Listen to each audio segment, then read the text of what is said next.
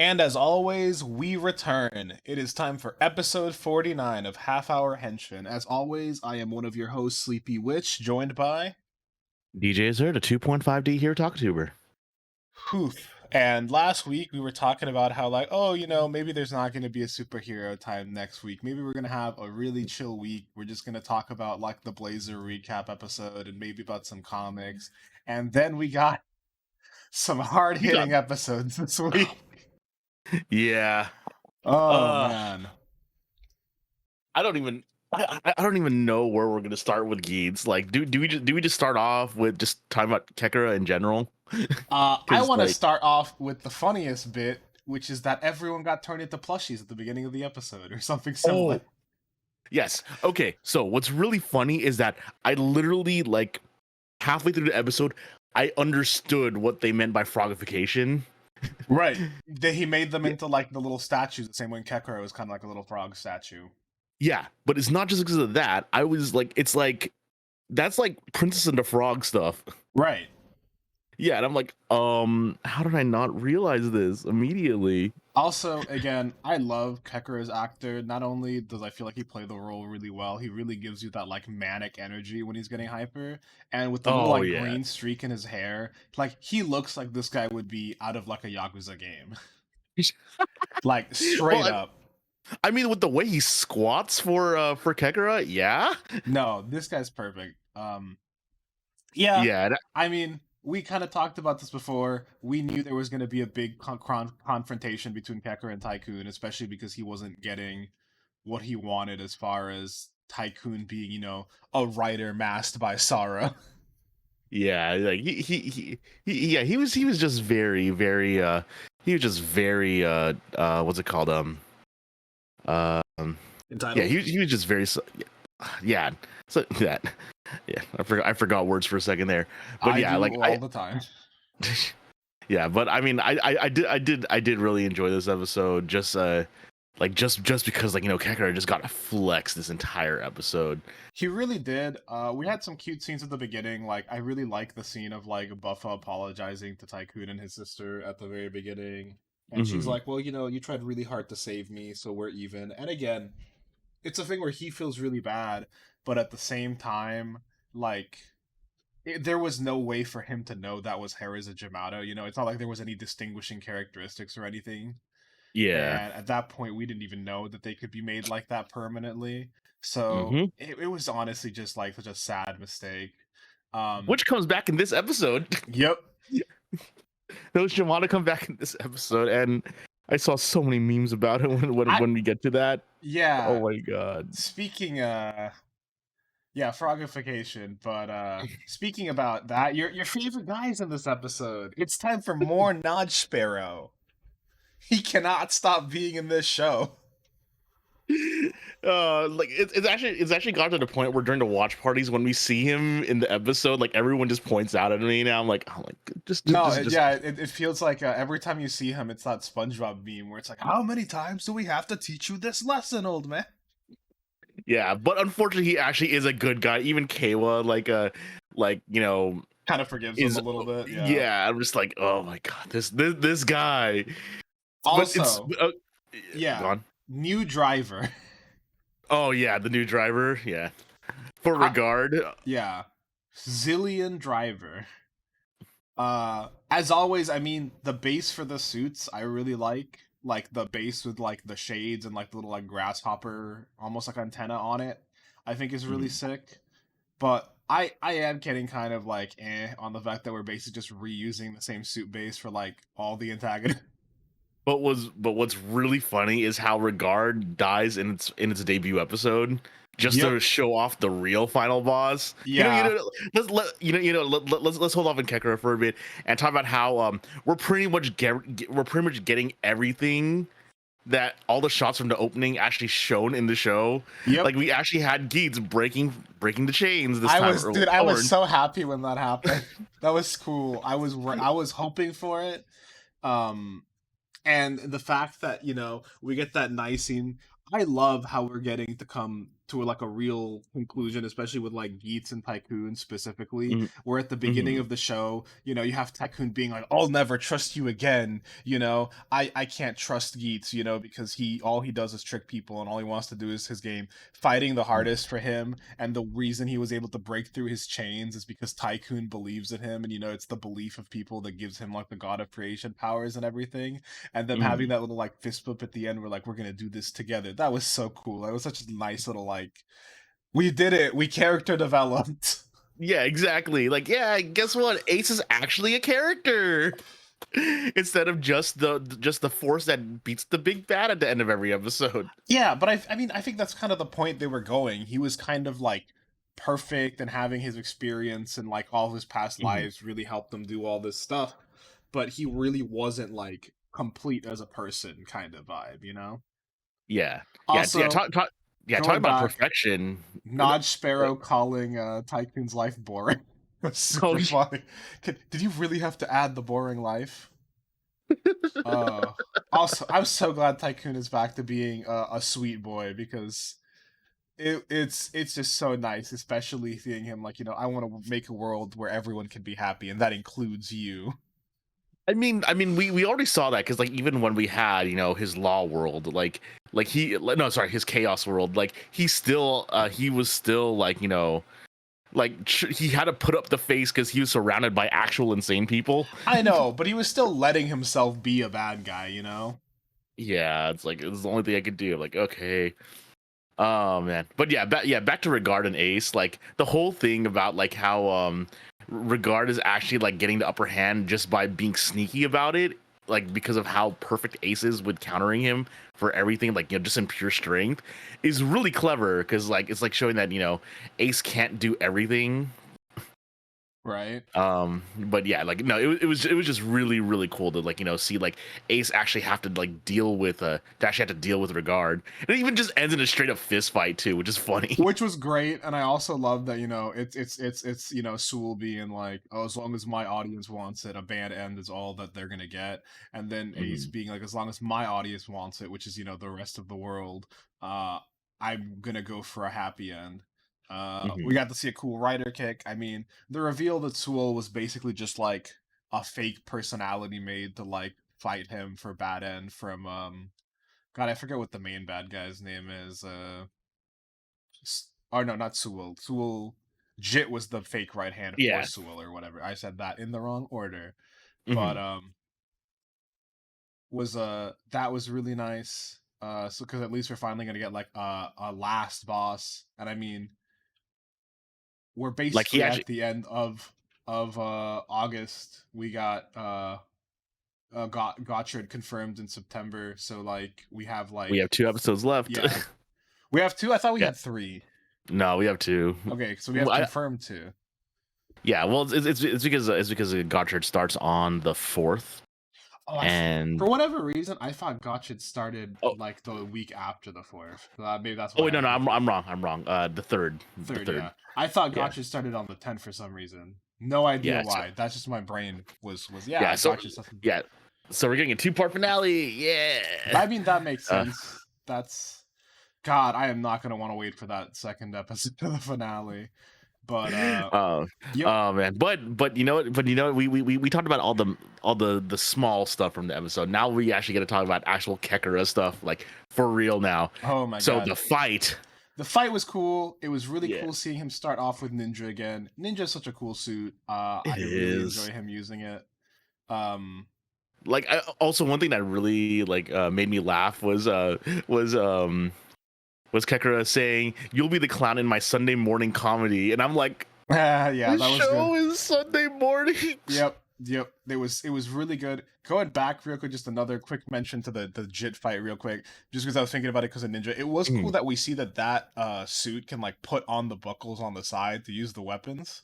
Mhm. So Which that means was that we're just gonna definitely see that with yep, Omega. yep.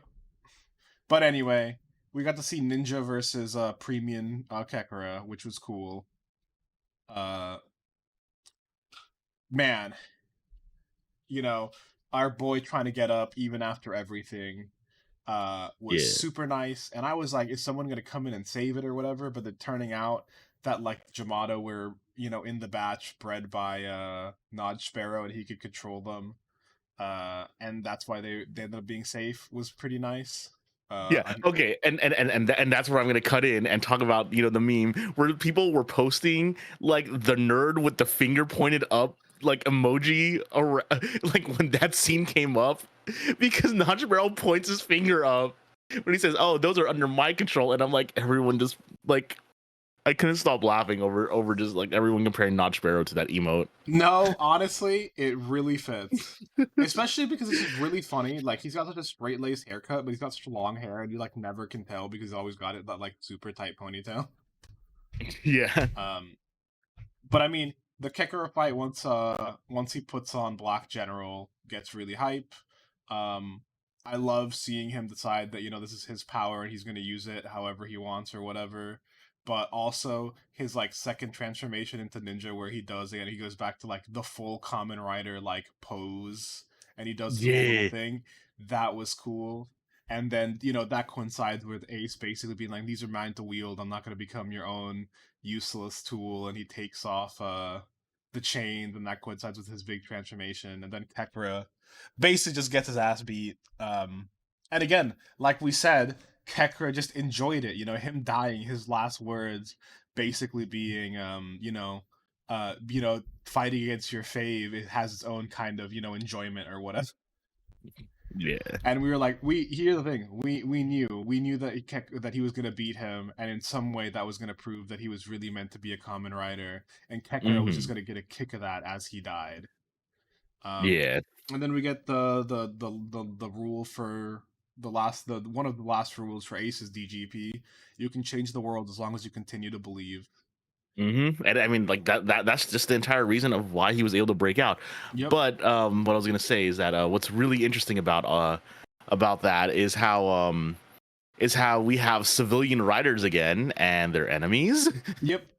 We're doing For the the next last episode. DGP. It looks like there's going to be just a bunch of just random civilian writers. A bunch of them look like they've already been like controlled by like the Soul heads or the Jit heads or whoever's controlling them by the Gazer slash upgraded suit Zillion driver guys heads on top of them instead of having like their little mascot heads. And the big thing being, I really love the Black Samurai going up to people and being like, "How sad! You are a common writer now." Instead of congratulations, Yeah, you're now congratulations. It's like, unfortunately, you are a common writer now. You have no say in the matter. Oh man, oh man, I need to remember which other one it was. But like, It's my because this is deepest the same. condolences for you are now a common writer. Right. That's the specific wording. Oh man, someone actually said this. Someone actually said this about Takahashi, because he wrote a couple of other writers, but he wrote Zero Run, Zero One Exate, and now Geats. In each of these, he actually has had civilian writers show up. So Gotcha. yeah, it's actually it it's just interesting because it was like with Exade, like we basically had like gamer writers from like that were just regular civilians. I can't remember the 01 like civilian writers unless we're counting just how unless we're counting just the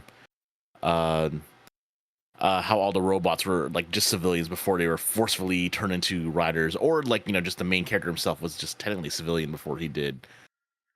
But oh man, actually, now that I'm talking about Exade, I actually went to an event this week and I was basically showing one of my friends like like the Japan trip, Right. and I basically like showed him like the pictures I took in Odaiba, which I've been like just like I cannot unsee now whenever I watch anime and Toku anymore. Like saying that's Odaiba, I was actually walking there.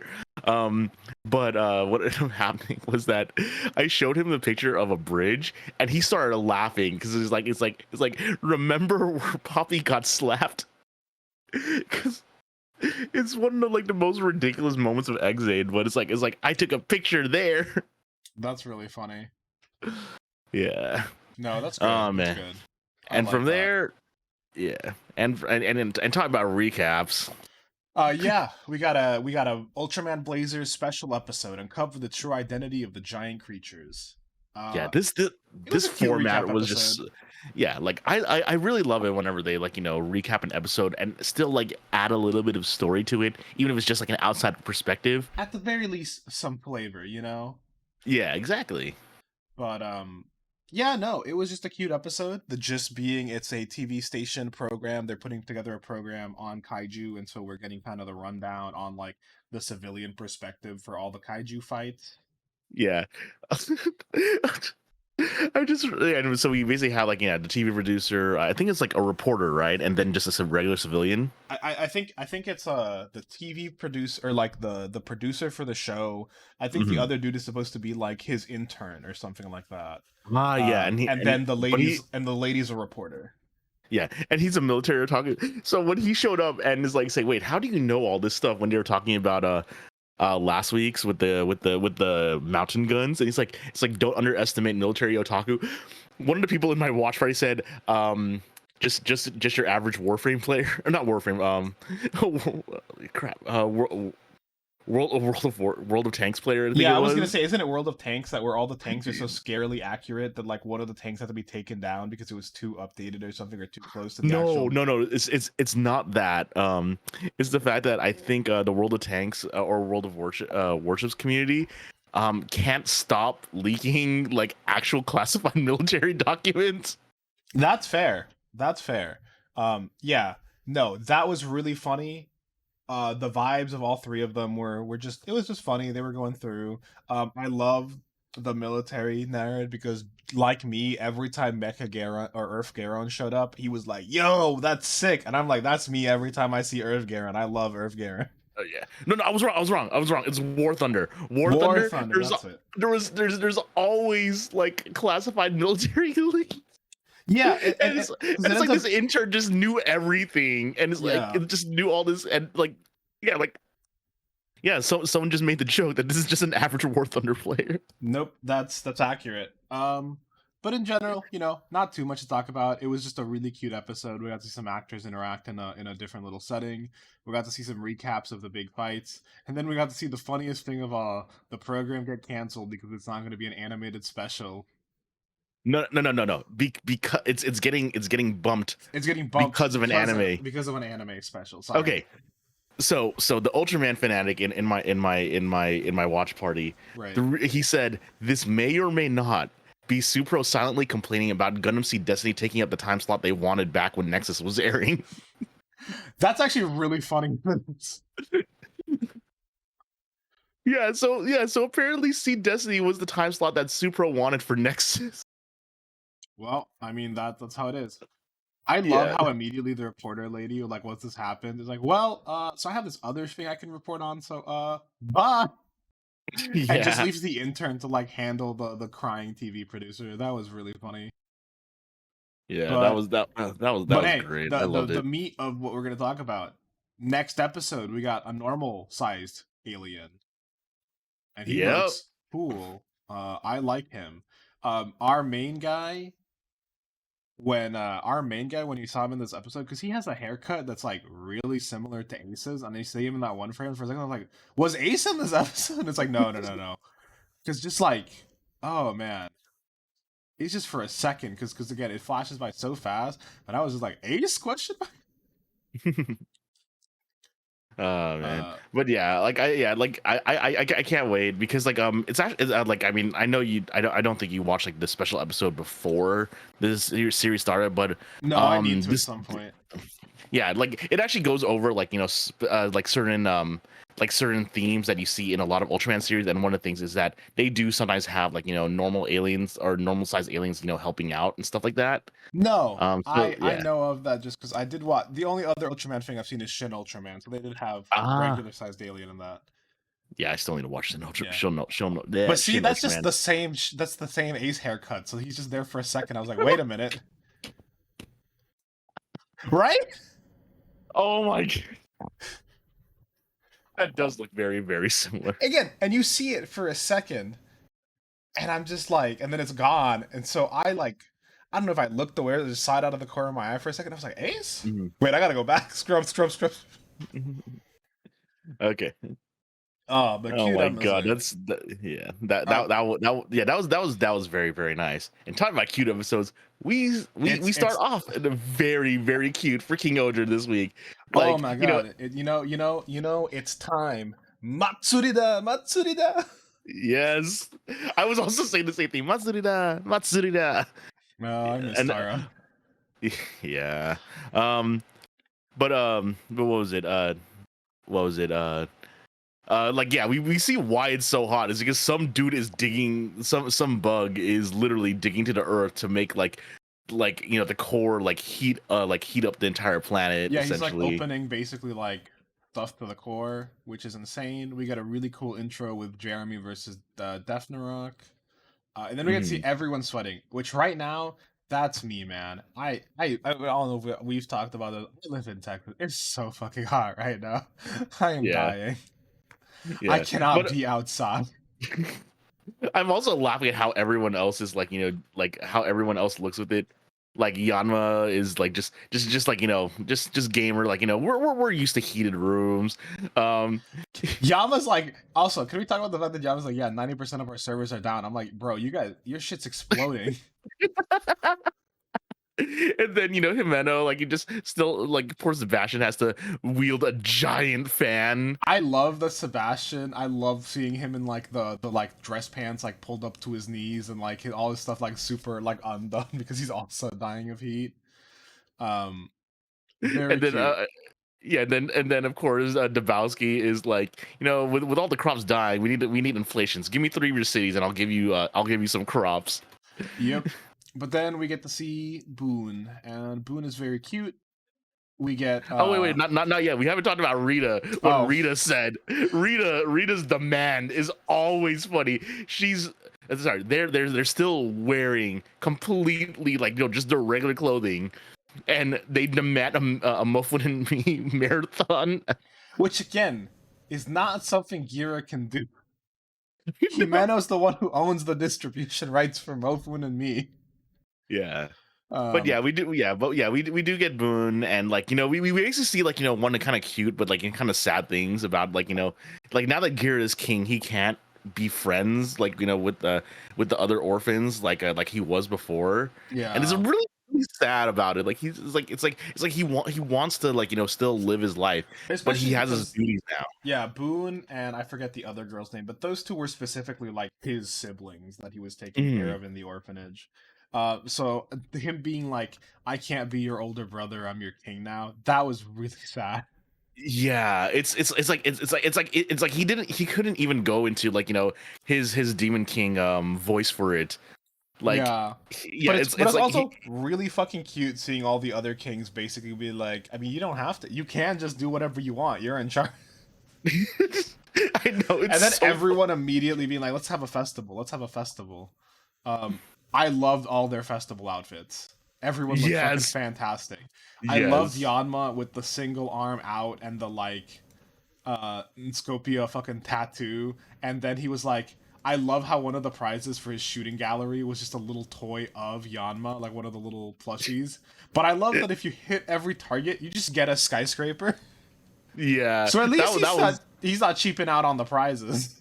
yeah. But at the same time, I mean, it is a Yeah, festival it's a game, festival game. It's rigged as and fuck. there's a lot of cheating, and you are not gonna win. Yep. Yeah, I loved but seeing yeah, like Dabowski yeah, and his sister do a little sing dance. That was cute. yes.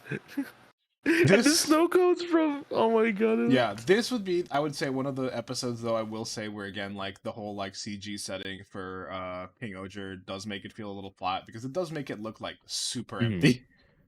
It does, And, like, it's one of unfortunately. those things where, like, I'll get over it because I'm here to have a good time. And I am having a good time doing the little dance. But, like, Yeah. yeah, it is sad. And then seeing the Bu- snow cones is super cute, especially because it reminded me of that scene from Parks and Rec with her and Mafronia where it's like, someone's gonna die. A fun? Uh, they're very yeah, cute. yeah, like it was so cute. Like it's like I'm glad that we got to do this like this summer one. Um, yeah, Yep. and it's really cute too because like Gear is just like watching everyone like watching his siblings, you know, have fun, and he's just watching them from afar. And then like Himeno's like saying, why aren't you joining in? And it's like, because I'm a king. And then everyone just instantly hands them like, you know, stuff to have fun with, like immediately. Yeah, I love this. I love how it's like, oh yeah, we're kings, but now it's just like we're this weird we're having kind of like a weird slice of life story. Yeah. Where it's like these guys who are in this alliance who are like instantly just they're all just really liked Gira in general. Hmm. Also, we have this such a cute scene. We have all the cute festival stuff, and it's like, and then we have everything going on with Jeremy. And Oh wait, Jeremy's wait, wait, wait, wait, oh, wait, wait, wait, wait.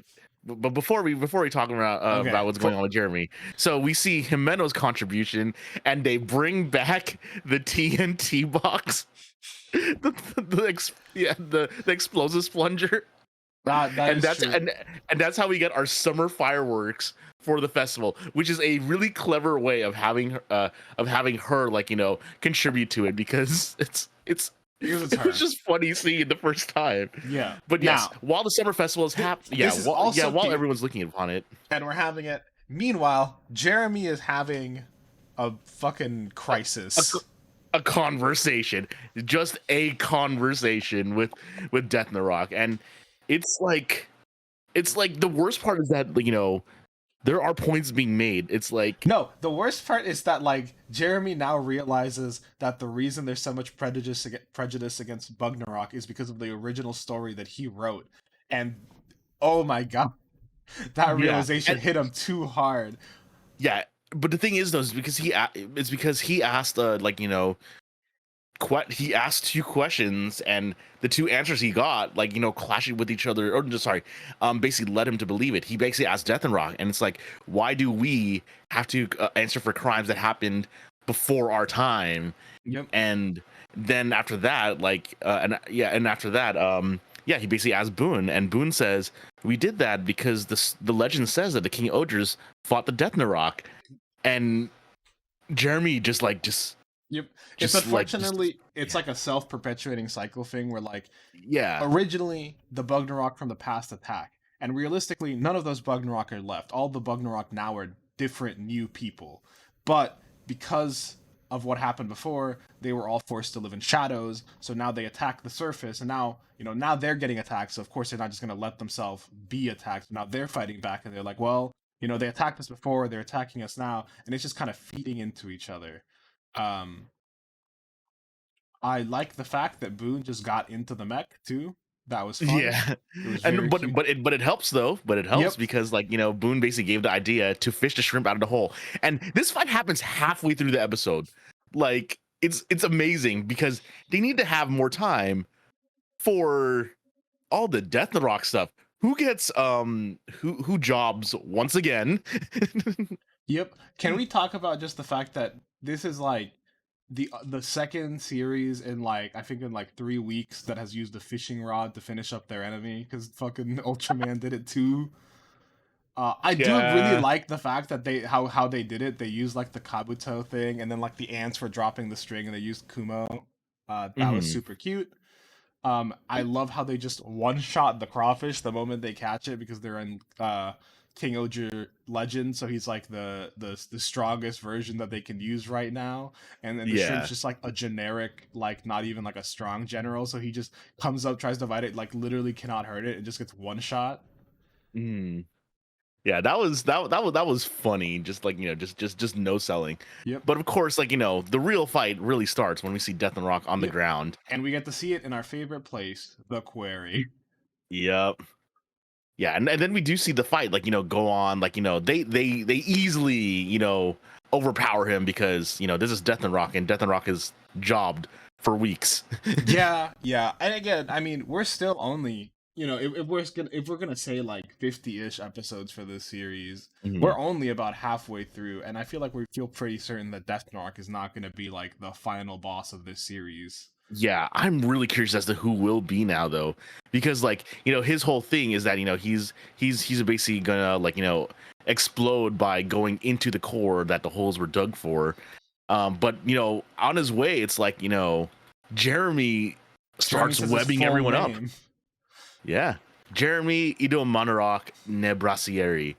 yeah, because he's a Narok, like he actually is part of the line, and he can't do anything, and he still tries stopping Death and Rock by just like with words, but it's like Yep. he can't fire. I do love that vibe. That's always something that I've always loved in media in general. Like, this person is doing something bad. Maybe they're evil. Sometimes they're straight up irredeemable. But it's like, but they're still my family, so I don't want to give up on trying. Like, so I cannot forsake them. That shit's always super cool to me. But yeah, we see him jump down. Oh, and not before eating all of the crystals, all the souls again. Again, here's my bit is now, where are you guys putting these crystals? They steal them so easily. You were just in the mechs. What happened? I feel like you guys are not taking care of the crystals, because this has been like the third time they've just been stolen, like directly from you. Yeah. Four or 5 times if we count when Jeremy first showed up and took them back himself. Like, again, this keeps happening. Yeah, and of course, once he eats those, then Jeremy actually finally fires upon him to try and web him. But he just got a power boost, so he just breaks out into webbing. Yep. But now the shit I'm most excited about next week, we are going 20 to get toys. Not only is it 20 toys, but we're getting all of the side characters to pilot mechs. Dude, like I'm so excited. That Zoom call, I'm so excited for. It's so funny. I love seeing all of them. I love how this one brings in everyone's retainers, but it brings all of the like side characters that have been helping out. Like we get the dude who helped fix the castle, and we get Dabowski's sister and his little shadow clone guy. But then we also get like the doctor lady and Sebastian, and we get all the little Enscopia like gangsters, and we get to see Boone pilot a mech. Yeah, actually, I'm not sure if you mentioned it, but I'm not sure if you mentioned him, but yeah, the Bugnarok that was on Jeremy's side the entire time. Yeah, this guy, he's here too. I hadn't gotten him to him yet. Yeah, I like that he's just here. Yeah, it's great. I just love how they have everyone there. Like, yeah, and it's great. Yeah, like you said, it's great that Boone gets the pilot now. It's adorable. So cute. It's so adorable, especially because like the older sister's kind of there, hopefully just to keep him in check. Yeah. So the 220 version form is going to be cool. Seeing the Zoom call is going to be cool. The only thing that would have made this better is if our favorite extra was in the mech too. I don't know how they could have justified it, but I would want it. Yeah, they can't justify it. It's not a good writing decision, but it also looks like, just like with God Tarantula night form. Yeah, I was right about Caucasus Castle. It was just a 1 episode thing for CG, because the moment I saw those explosions and I saw the shine of the suit, I'm like, it's a suit. Yep.